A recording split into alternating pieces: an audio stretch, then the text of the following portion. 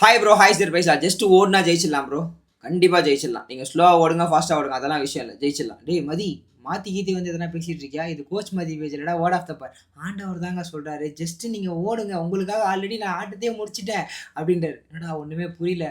எதில் சோர்வாக இருக்கீங்க, எதில் மனம் தளர்ந்து போய் உட்காந்துருக்கீங்க, என்ன கவலை, என்ன கஷ்டம், என்ன கண்ணீர்லாம் எனக்கு தெரில. அப்படியே தொடச்சி போட்டு ஏந்து திரும்பி மூவ் ஆன் பண்ணுங்க.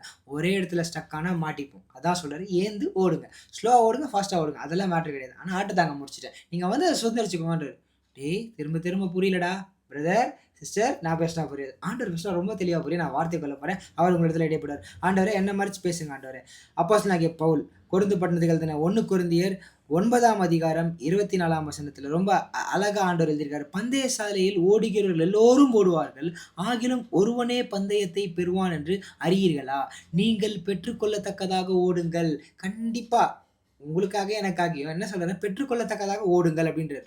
பெற்றுக்கொள்ளத்தக்க எப்படி ஆண்டவர், இது கதையே எனக்கு புரியல. நேத்து நான் வந்து என்ன பண்ணியிருந்தேன், சீஃப் கெஸ்ட்டா போயிருந்தேன் ஸ்கூலுக்கு. அங்க இந்த வசனத்த படிக்கும்பொழுது ஆவியானவர் அந்த இடத்துல என்ட்ட அப்படியே பேசிட்டே இருக்காரு. ஆண்டவரே எல்லாருமே ஓடுறாங்க, யாருன்னா ஒருத்தருக்கு தான் குடுப்பீங்க அப்படின்னா, டேய் உங்க எல்லாருக்காக நான் ஒருத்தர் சிலுவையில ஓடி ஜெயிச்சுட்டேன்.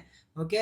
சிலுவையில எல்லா அதிகாரங்கள், துரைத்தனங்கள் எல்லாத்தையும் முடிச்சுட்டேன். தேவனால பொறப்பதெல்லாம் ஜெயிக்கும். நீங்கலாம் ஜெயிக்க தான் பொறந்திருக்கீங்க. ஜஸ்ட் ஓடுங்க அப்படின்றாரு. Consistency is key to success இல்ல. Consistency is key to Jesus through the way to be success. அதனால அவர புடிச்சுக்கிட்டு அவர் சொல்ற வார்த்தைகள கேட்டு மனத்தளர்வு, மனசோர்வு வரும்பொழுதெல்லாம், ஆண்டவரே நீர் எனக்காக யாவையும் செய்து முடிப்பேன்ற ஒரு தைரியத்தோட பற்றிக்கொண்டு, எனக்கும் வருங்க, நானும் மனுஷங்க, அப்பப்போ டயர்ட் ஆயிடுவேன். ஐயோ! என்ன ஆண்டவரே, கடந்த 2, 3 நாளா அப்படியே டயர்டா தான் இருக்கேன்.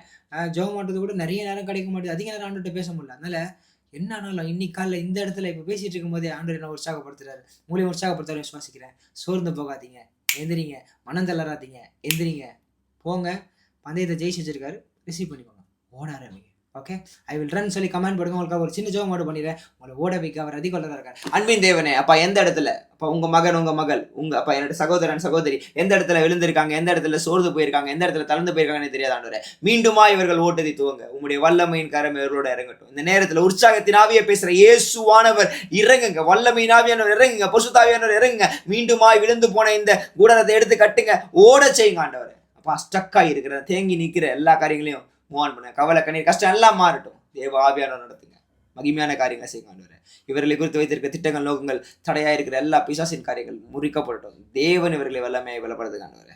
சகாயம் பண்ணுங்க ஆண்டவரே. மீண்டுமாய் சிறப்படுத்தி ஓட வைங்க ஆண்டவரே. உம்மால் கூடாத காரியம் ஒன்றுமே இல்லை. சகலத்தை தாழ்த்தினை வெறுமையாக ஒப்பு கொடுக்குற நீர் பொறுப்படுத்திக் கொள்ளுங்க. இயேசுவின் நாமத்தில் பிதாவே, ஆமென். Brother sister, don't worry, hold him tightly. He will take care for everything. Okay, just start running. God bless you. Love you.